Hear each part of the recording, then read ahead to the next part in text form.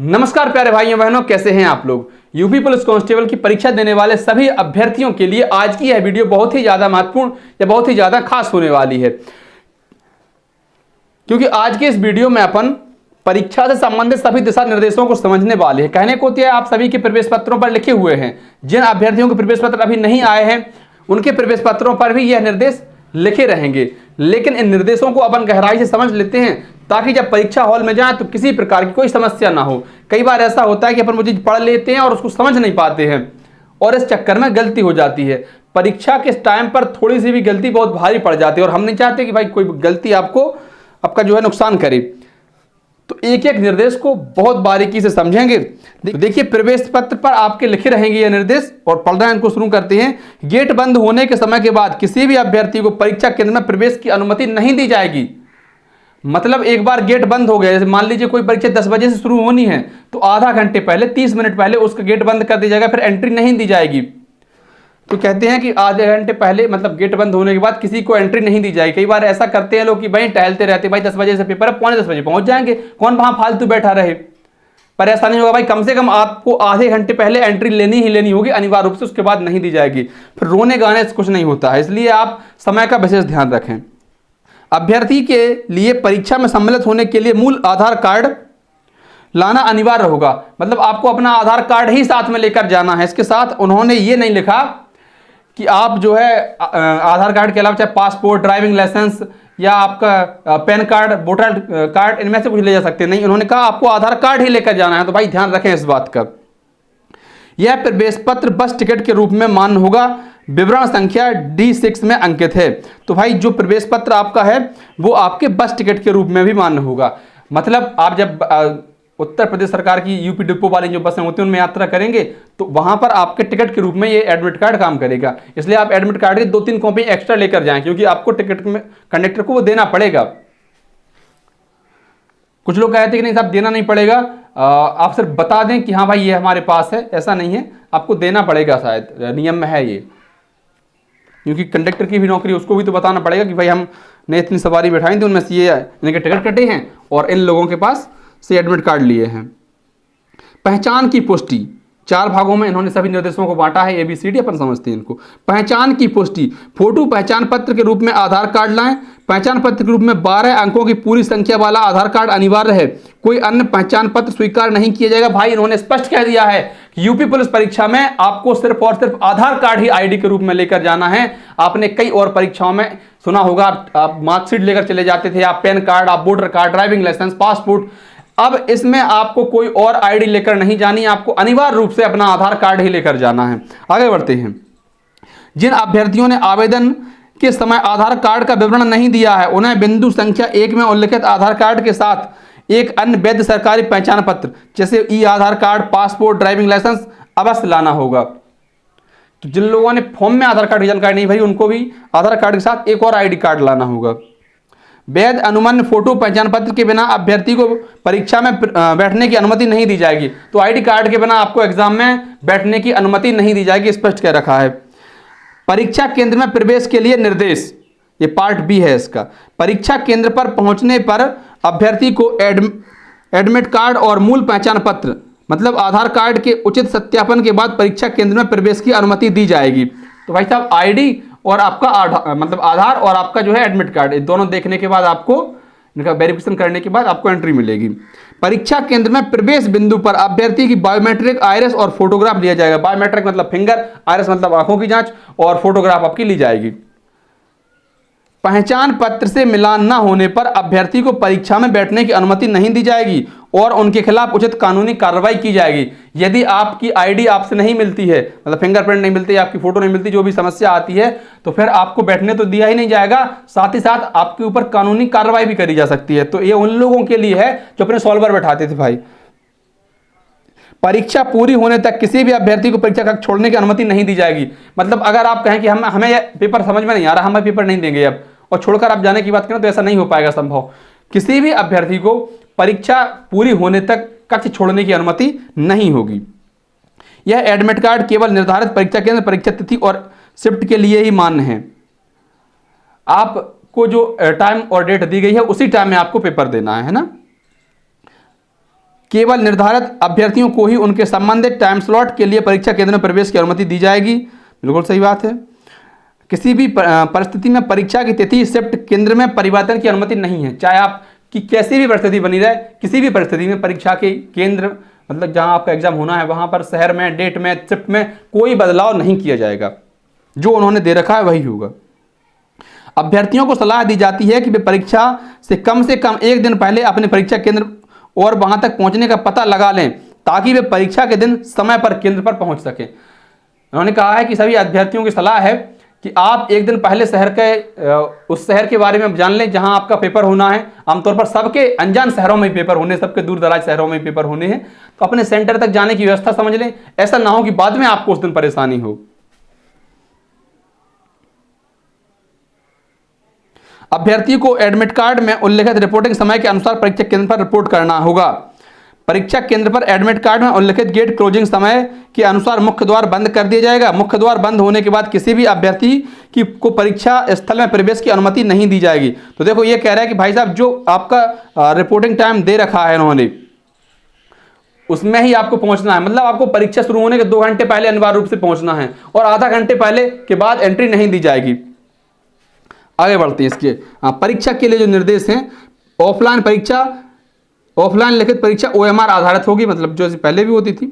परीक्षा 120 मिनट की अवधि की है और इसमें 150 वस्तुनिष्ठ प्रश्न हैं। प्रत्येक प्रश्न के सही उत्तर के लिए 2 अंक होंगे। प्रत्येक गलत उत्तर के लिए आधा अंक काटे जाएंगे। मतलब आपको एक सही प्रश्न के 2 अंक मिलेंगे, लेकिन अगर आप गलत करते हैं कोई प्रश्न तो उसका आधा अंक काट लिया जाएगा।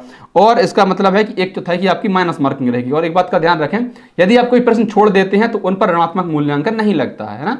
जब आप गलत जवाब देते हैं तब ऋणात्मक मूल्यांकन लगता है। OMR उत्तर पत्रक में विवरण लिखने और प्रतिक्रियाओं को चिन्हित करने के लिए नीले काले बॉल पॉइंट पेन का प्रयोग करें। आपको सिर्फ नीले और काले बॉल पॉइंट पेन का प्रयोग करना है। तो पायलट पेन आती है या जेल पेन आती है, ऐसी कोई पेन ना ले जाएं भाई, सादा पेन ले जानी है आपको, वो भी नीली या काली। उत्तर बदलने के लिए किसी वाइडनर, इरेजर, ब्लेड का प्रयोग करने की अनुमति नहीं है। इस बात को आप विशेष रूप से समझ लें भाई।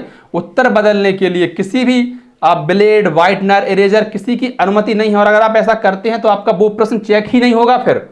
और अगर जो आपको OMR भरनी है उसमें आपका रोल नंबर वगैरह होगा, एग्जाम कोड, सेंटर कोड होगा, ये सब जानकारी है। अगर उसमें आपने गलती कर दी तो हो सकता है कि आपकी OMR ही चेक ना हो। इसलिए जब आप गोला भरें तो अपने आंख, कान, नाक सब कुछ खोलकर तसल्ली से बिल्कुल रिलैक्स माइंड के साथ गोला भरें। किसी प्रकार की कोई गलती की गुंजाइश ऑफलाइन पेपर में नहीं होती, क्योंकि आपको पता है लेजर से चेक होनी है, कंप्यूटर से चेक होनी है। वो अगर गलत लिखी है तो उसको पकड़ेगा ही नहीं, फाइंड ही नहीं करेगा।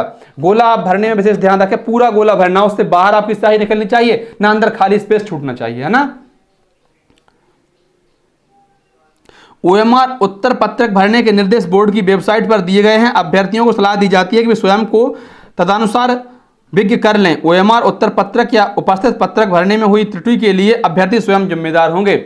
OMR आपको भरनी है और इसके लिए आपको बहुत सावधानी का ध्यान रखना। मैंने कहा ना कि भाई पूरा सिस्टम आपको OMR पर है, तो अपनी जो बेसिक जानकारी है वो तो पहले बहुत संभल कर भरें। मान लीजिए किसी प्रश्न का उत्तर भरने में गलती हो तो वहां तो आपका 1 ही नंबर का नुकसान होगा, एक प्रश्न का 2 नंबर का। लेकिन आपने अगर रोल नंबर या कोई भी ऐसी जानकारी, ऐसे एग्जाम कोड है, उत्तर पुस्तिका क्रमांक है, ये भरने में गलती कर दी तो भाई बहुत आपको इसका खामियाजा भुगतना पड़ेगा।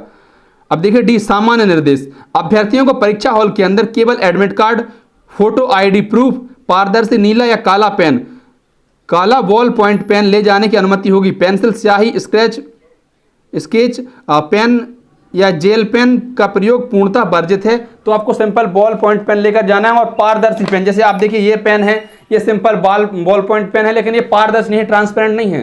ट्रांसपेरेंट मतलब आपको इसकी रिफिल जो है वो साफ साफ दिख जाए, ऐसे सादा पेन लेकर जाना ही है। तो ये एडवांस लेवल के पेन लेकर नहीं जाए। वैसे वो जो हाईटेक पेन आते हैं, आपको लगे कि यार इतनी बड़ी परीक्षा देने वाले हैं, अच्छा पेन लेकर जाइए।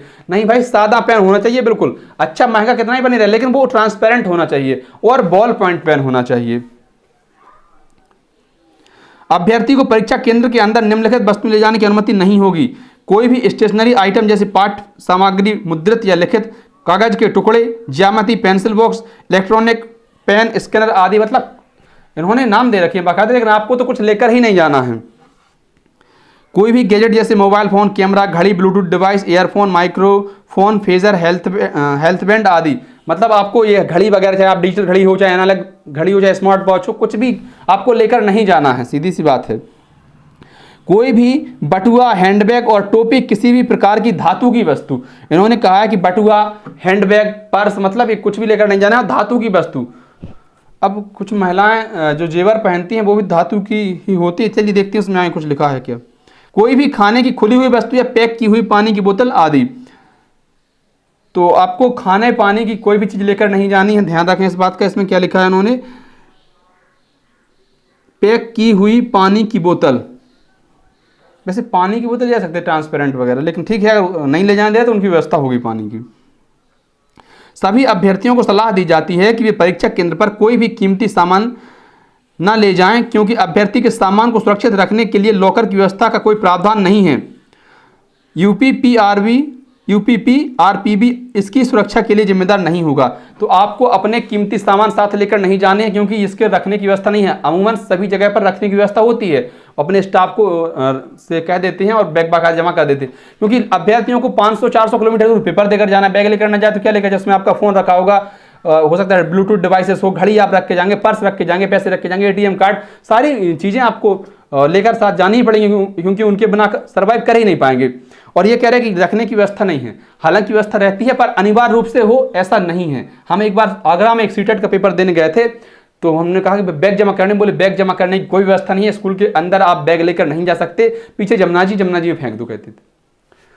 तो हमको बाहर रोड पर अपने बैग रख कर जाने पड़े थे, हमारे साथ कोई नहीं था बैग रखाने वाला, बस परमात्मा के भरोसे बैग छोड़ गए थे। तो सभी कॉलेज की अपनी अपनी व्यवस्था होती है, कुछ लोग जमा करा लेते, कुछ लोग नहीं भी करा सकते, तो अपन उनसे लड़ नहीं सकते, क्योंकि उन्होंने पहले निर्देश में कह रखा है। यदि कोई अभ्यर्थी अपनी आवंटित सीट बदलता हुआ पाया जाता है या परीक्षा हॉल के अंदर किसी अन्य अभ्यर्थी के साथ कोई कागजात या दस्तावेज बदलता है, तो ऐसे अभ्यर्थी को परीक्षा से वंचित कर दिया जाएगा। भाई अपनी ही सीट पर बैठना है और ना किसी से कोई लेन देन करना है उस समय। अभ्यर्थी को बोर्ड कक्ष निरीक्षक जारी निर्देशों का पालन करना होगा। परीक्षा हॉल में किसी भी प्रकार के निषिद्ध उपकरण रखना, अनुचित साधनों का प्रयोग, प्रतिरूपण, अनुशासनहीनता, दुर्व्यवहार और किसी भी अवांछनीय कृत्य में लिप्त होना अभ्यर्थन को नष्ट करने, भविष्य की परीक्षाओं से वंचित करने और आपराधिक कार्रवाई शुरू करने का कारण बन सकता है। यह प्रवेश पत्र मूल फोटो पहचान पत्र के साथ बस टिकट के रूप में मान्य होगा। अभ्यर्थी उत्तर प्रदेश राज्य सड़क परिवहन निगम की निःशुल्क बस सेवा की सुविधा हेतु अपने प्रवेश पत्र की अतिरिक्त 2 छायाप्रति अपने पास रख लें। मैंने पहले भी कहा था, एक दोस्त कह रहा था कि नहीं भाई आपको एक्स्ट्रा एडमिट कार्ड ले जाने की जरूरत नहीं है, आप सिर्फ वही बता दीजिए। यहाँ इन्होंने स्पष्ट कह रखा है आपको एक्स्ट्रा 2 कॉपी लेकर जाने के लिए, एक वापस आने के लिए, और हो सकता है आप कई जगह 2-3 बसें बदलनी पड़े। भाई ऐसा हो कि जैसे जहाँ से आपको डायरेक्ट बस ना हो और आपको बस बदलनी पड़े, तो इसलिए जरूरी है कि आप 3-4 कॉपी एक्स्ट्रा लेकर जाइए। भाई 1 रुपए की तो होती है फोटो कॉपी, 2 रुपए की क्या लग जाता है इसमें। एक प्रति परीक्षा केंद्र के जनपद तक की बस यात्रा एवं दूसरी प्रति परीक्षा उपरांत वापसी की यात्रा के लिए बस कंडक्टर को उपलब्ध कराएंगे। यूपीपीआरपीबी परीक्षा को पुनः निर्धारण करने का अधिकार सुरक्षित रखता है। संशोधित परीक्षा तिथि और समय यूपीपीआरपीबी वेबसाइट पर प्रदर्शित किया जाएगा। यदि कोई गलती हो जाती है तो उत्तर प्रदेश पुलिस भर्ती एवं प्रोन्नति बोर्ड इस परीक्षा को पुनः निर्धारण करने के अधिकार को अपने पास सुरक्षित रखता है ना। परीक्षा प्रक्रिया के सभी मामलों में यूपीपीआरपीबी का निर्णय अंतिम होगा और अभ्यर्थियों के लिए बाध्यकारी होगा। तो इस परीक्षा से संबंधित जो भी निर्णय उत्तर प्रदेश पुलिस भर्ती एवं प्रोन्नति बोर्ड के द्वारा लिया जाएगा वही अंतिम होगा और वही सभी अभ्यर्थियों के लिए बाध्यकारी होगा। इनका तो कहना यह है कि यह न्यायालय में विचार योग्य नहीं होगा। दलालों और नौकरी रैकेट चलाने वालों से सावधान रहें, केवल योग्यता ही आपको उत्तर प्रदेश पुलिस की नौकरी दिला सकती है। तो भाई इस चीज़ का आप विशेष ध्यान रखें कि आपको योग्यता से ही आपको यूपी पुलिस की नौकरी मिलनी है, दलालों से आपको पूरी तरह से सावधान रहना है। और देखिए प्यारे भाइयों बहनों, एक बार सरकार की किरकिरी हो चुकी है, बेइज्जती हुई थी सरकार की, पुलिस का पेपर जब निरस्त हुआ था, इसलिए सरकार अब बहुत सख्ती से ये पेपर करा रही है। और ऐसे लोग जो पकड़े जाएंगे ना, बहुत मुश्किल पड़ेगी उनको, बाद में बहुत दिक्कतों का सामना करना पड़ेगा। नए कानून लागू हो चुके हैं, उसके आधार पर अगर किसी को आपराधिक कार्रवाई किसी पर हुई तो 1 करोड़ तक का जुर्माना है। और इसलिए ईमानदार छात्र जो हैं वो इससे सावधान रहें। बस आप अपने आप का ध्यान रखें। हो सकता है आपके टेबल के पास कोई कुछ फेंक दे तो आप खुद तो सुरक्षित रहना ही है, दूसरों से भी सुरक्षित रहना। धन्यवाद प्यारे साथियों, वीडियो आपको अच्छी लगी हो तो वीडियो को लाइक कर दें, अपने ऐसे अन्य साथियों तक साझा कर दें, संभवतः जिस वीडियो को देखना पसंद करेंगे। और अगर आप चैनल पर नए हैं तो हाथ जोड़कर निवेदन है, अपने इस छोटे भाई के चैनल को सब्सक्राइब जरूर कर दें। बहुत बहुत धन्यवाद।